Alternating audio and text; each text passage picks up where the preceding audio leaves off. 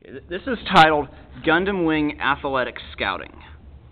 After the events of Endless Waltz, the Gundam pilots started to live casual lives and were hanging out one day when they were approached by an athletic scout who was looking for some athletic talent for the Olympics and thought the pilots had potential. The scout talked them into trying out, and the first thing the scout decided to scout them for was bodybuilding. Switch. Does it start with me? Yeah, your turn. Heero immediately agreed to the bodybuilding, not because he actually wanted to build up his body, but because he was starting to realize that every time he looked around, there were eyes in the bushes, and there were people dressed as the wallpaper in his house, and he was being stalked by the fangirls. He'd heard the Olympics had good security. He'd tried everything, but he didn't have his Gundam, and he needed something more, for there were many, many, many of them. And so he went. And when the other pilots heard his reasoning, they all looked at each other, and then they looked around, and they counted the eyes in the bushes and the suspicious bits of wallpaper. Switch. And well, his insane paranoia, healthy caution, it kept him to go to the Olympics. He didn't really enjoy the outfits. They were a little, tight. And he found himself constantly pulling out wedges. Okay, take a prize. Thank you. I'll take one after. Okay. And it was horrible. Now, Trowa fit right in, because he's been wearing stuff like this all his life. And he was very upset when there was no knife-throwing competition. By knife-throwing competition, he meant, of course, knives being thrown at him while he stood perfectly still. So, all the Gundam pilots came to the tryouts for the Olympics, and they were all ready and rearing to go, when they realized their job is to sit on their butt all day in a Gundam. They have no fitness at all, and all of them failed horribly. Okay, and so the scout realized that bodybuilding wasn't their thing, so he decided to have them do some diving tryouts. So he took them to a cliff near the ocean that they could dive off into the water, but realized that was a bad idea, so he decided to take them to a regular pool with a diving board. Switch.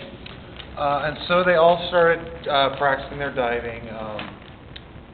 Quatre was actually afraid of the water, having grown up in the Gundam Wing rough mill in the Middle East, filled with sand. But Trowa was there to help him because they were very, very, very good friends. If you guys know.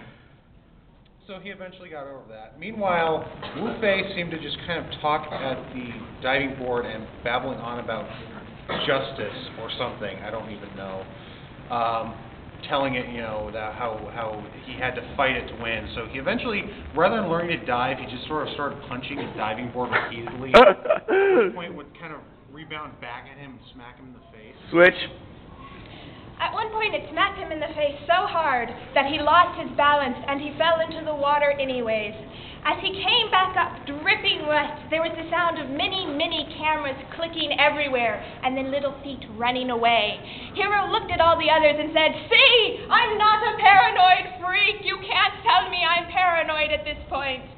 The other Gundam Wing pilots just quietly patted him on the back and went back to practicing their diving tryouts. It was at this point that Duo realized diving does not work well with really long hair. As he jumped down and the dive, his hair caught on the board.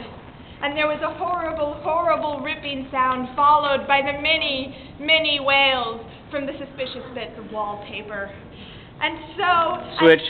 This is about when the scout figured out that maybe sending us to the Olympics is not the best way to make money. They make a great comedy troupe. So we called a few contacts of his, made a few arrangements, and told them that they made it in. And that the Olympics would be held at a suspicious stage in downtown Seattle. And that they were to show up at 8 p.m. sharp and be ready to win the gold. Switch. And so they appeared in various diving costumes, all very tight. And they started going through a comedy their diving routine.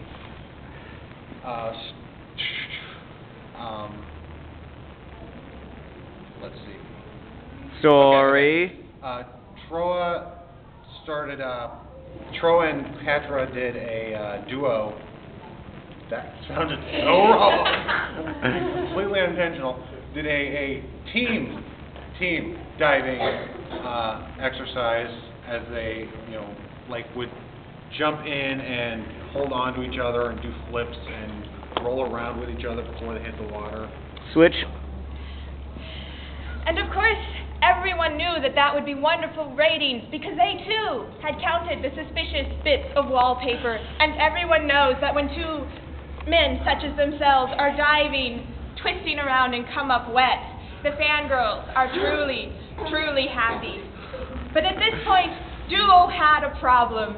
Duo had already lost his hair. He feared if he had any sort of other diving accident and ruined his beautiful face, he would be murdered by the fangirls, or they would simply ignore him and all of the other pilots would be swept away from him at one point in a stampede and he would be left behind. Switch.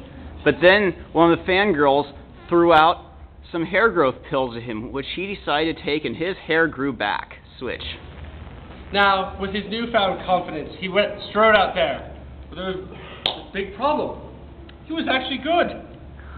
For some reason, while he was ridiculously bad before, he did a perfect dive, and everyone looked in awe. And then the other pilots did something astounding. The right thing. And they were all brilliant out there, and the crowd booed, much to the confusion of the pilots, and much adding to Hero's paranoia. Switch. But from the crowd, one lone voice said, Heero! Heero! You can do it! and he looked out and saw Relina, who was there, who was probably the lead eye on the wallpaper, who was always, following him around. And he's like, and Heero mutters, "Why is she still here? I threatened to kill her, at the beginning of the show, and I haven't done it yet." Switch. Heero, she called. Heero, I brought you your new swimsuit. And she held it up, and it was green, and it was tiny, and it had the words, "Property of Relina," stitched lovingly across the butt.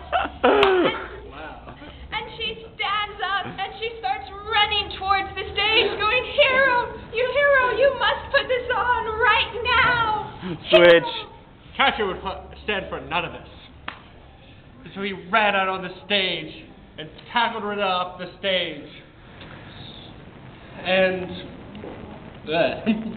tackled Relina off the stage. When they realized that all of Quatre's sisters were in the audience as well. And they joined the giant fight. And of course, being Heero, he must join the fight too. That or blow something up. Switch. So Heero somehow had explosives rigged already because he was paranoid of the various fangirls. Meanwhile, so he detonated these explosives, causing much havoc, yet killing no one somehow. And in the ruin of the diving tank stage arena, there was much shattered lumber and people who were, covered in soot and gunpowder. Switch. And the director yelled, "Go with it! Keep filming! This will be glorious for our ratings!" And his manager turned to him and said, "But what are they supposed to do now?" And the producer said, "Quick, grab the prop box and see what we have." And they rolled it out, and they found 3 melons, a clown tongue, and 4 dumbbells, and that was all that they Okay, had. take a prize. So quickly they yelled, "We must do something! Grab the dumbbells! Have them try their weightlifting again!" They made a grab for it and accidentally grabbed the clown tongues instead. Switch. Well, it was a concept instead of dumbbells. They still had difficulty lifting these because their aforementioned jobs. And so while they struggled, they thought this was the dumbbells, and they lifted them and felt victory as they lifted over their head and realized they were holding up a clown tongue. Okay. And Switch. Give it a good ending. Okay. Trowa looked at the clown tongue and said, "Hey, I used to be a clown. Why are you holding my tongue?" Because he doesn't realize he still has his own tongue. Everyone was much confused by this and said, "Hey, Trowa, you're an idiot. You still have your tongue." And